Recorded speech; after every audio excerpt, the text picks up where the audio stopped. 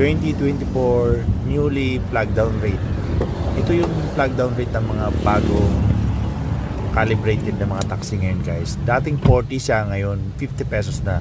So ipapaliwanag ko ngayon sa inyo ang pagpatak ng metro ng taxi. So start natin, guys. Ito 50 pesos kaagad siya. So ang nadagdag lang kasi is 10 piso, pero yung patak niya is katulad pa rin dati na 2 pesos per minute, and then 13.50 per 1 kilometer. So ipapakita ko sa screen yung pagpatak ng meter. Makikita nyo ng ilang saglit, ayan, 1 minute na siya. So pumatak na siya kagad ng 52 pesos.